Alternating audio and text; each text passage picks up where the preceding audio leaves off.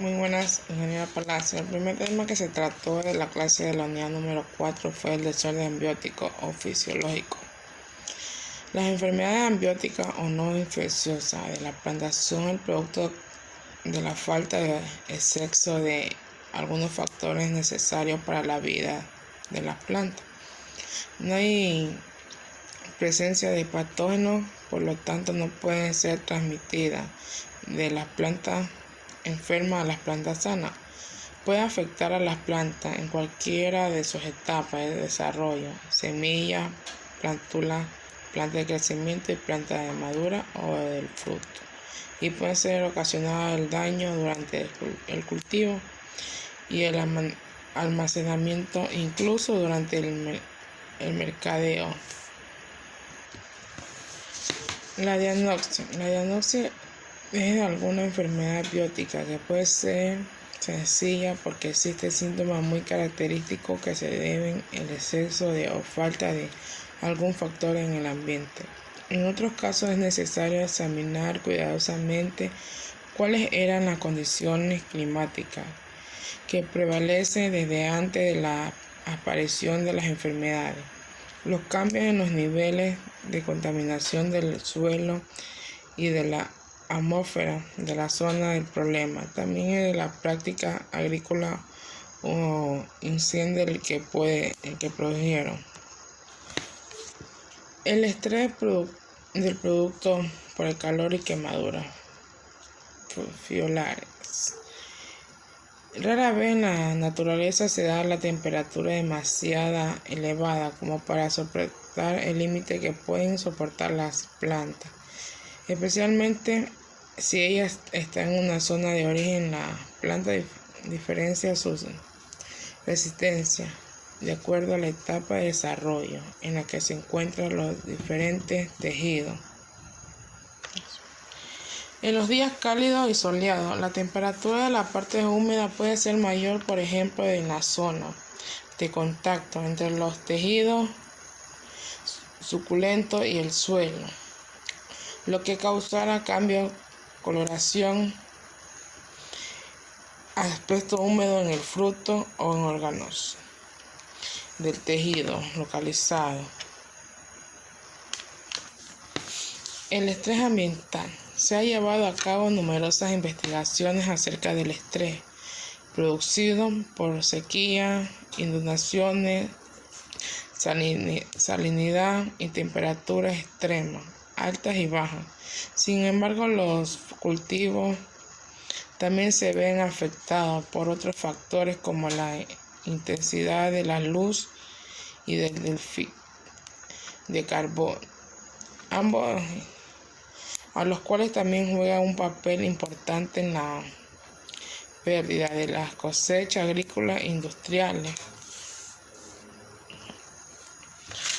El estrés derivado de la práctica del cultivo. La práctica relacionada del manejo del cultivo también puede llegar a ser factores altamente estresantes, aunque en su mayoría son necesarias dentro de los sistemas de producción. El hecho es injertar una hortaliza. El desajuste genético hereditario. La teoría de la flor de gen por gen data del 1955 y señala que durante la evolución los y parásitos desarrollan sistemas genéticos complementarios, de modo que para cada gen condiciona la enfermedad que existe, gen específico patógeno que condiciona la patogenicidad. La clase número 2 se trató sobre el clima.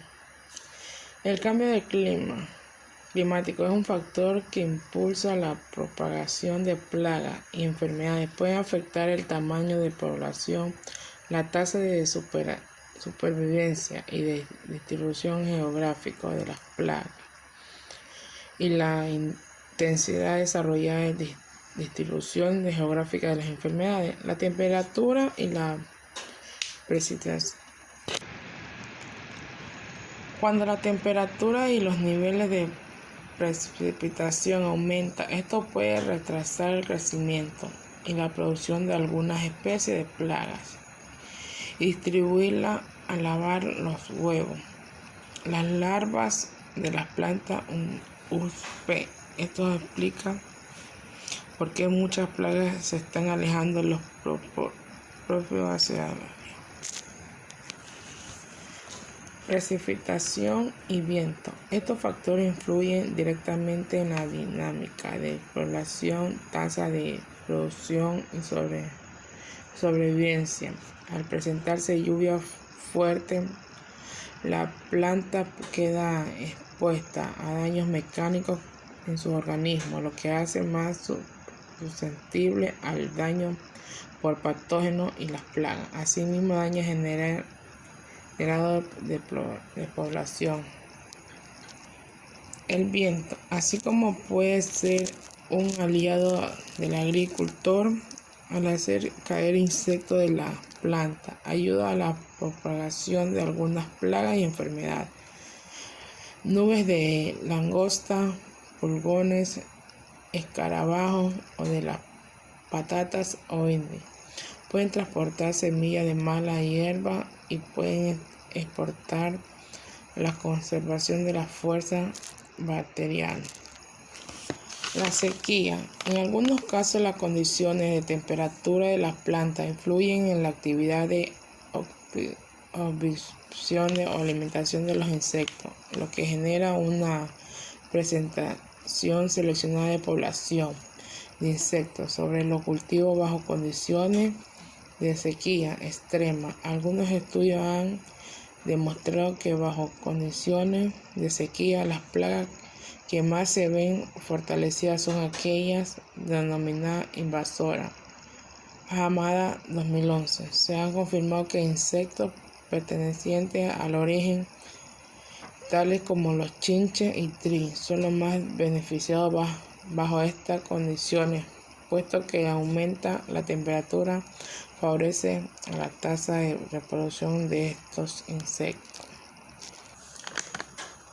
Daños producidos por el frío y las heladas. Las plagas y enfermedades originan un debilitamiento de las plantas, haciéndolas en general más sensibles a las heladas. Mención aparte merece la acción de las bacterias con actividad nucleadora del hielo, como algunas cepas. La helada produce daño porque los organismos de la planta no están suficientemente adaptados para resistir a esa baja temperatura, en la cual condiciones que se han producido a la temperatura ambiente más bajas que produce el año.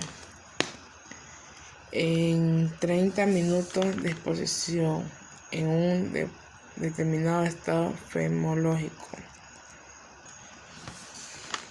Práctica de manejo agronómico para el control de plagas y enfermedades bajo condiciones de cambio climático. 1. Monitoreo de presencia de plagas y enfermedades. Realizar un manejo integrado que permita conservar o mantener la población de los insectos beneficiosos de hongos fitopatógenos. La clase número 3 se trata de deficiencia de nutrientes. El efecto de nutrición mineral de las plantas se analiza casi siempre al término de aumento de la producción, pero la nutrición también influye en la calidad del producto en cosecha, en la resistencia de las plantas a ataques de plagas y enfermedades. Clorosis o amarillamiento uniforme en un borde. Es el síntoma más común que se debe en una falta de desarrollo de la clorofila de la hoja clorótica. Varía de su color desde verde claro a un color amarillo. También hay clorosis interveinal. Las venas de las hojas se mantienen verdes mientras el tejido entre medio de la hoja se torna amarillo. También habla sobre la necrosis. Ocurre muerte o secamiento del tejido ocasionado de deshidratación, descoloración de los órganos de las plantas, dañando o ocasionando sequía, enfermedades, exceso de sales también puede causar necrosis. También habla sobre el enanismo. Es una reducción de la tasa de crecimiento, está asociado a casi todos los síntomas nutricionales. En la forma de enanismo puede variar como la diferencia.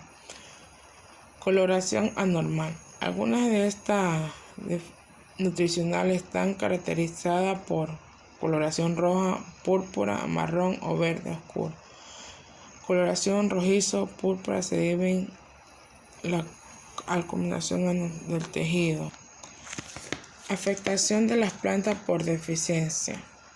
Pueden estar relacionadas entre provocar por otros factores afectan el crecimiento, o sea, la luz, el agua, la temperatura, el pH, los cuales los nutrientes se pueden confundir como síntomas similares de beneficio. Algunas enfermedades y plagas pueden dar síntomas visuales semejantes al desorden de nutrientes.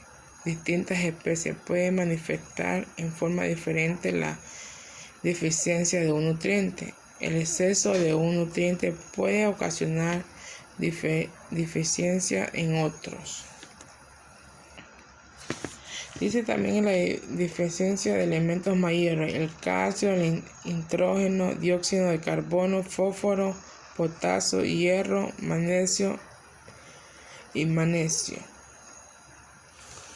Y nuevo y viejo. Diferencia de elementos menores. La disponibilidad de los micronutrientes es esencial para el adecuado crecimiento y el desarrollo de las plantas y para obtener rendimientos elevados. Cuando existe diferencia de unos o varios elementos menores, estos se convierten en factores limitantes del crecimiento y la producción, aunque existan cantidades adecuadas de los otros nutrientes. El papel de los nutrientes es sumamente complejo, está ecuacionado. Fundamentalmente para las plantas, en muchos casos sus síntomas se definen, son muy similares, por lo que es muy difícil si no se es diferente en nutrientes. En el cuarto tema y último tema de la unidad número 4 se trata sobre acciones del hombre. No.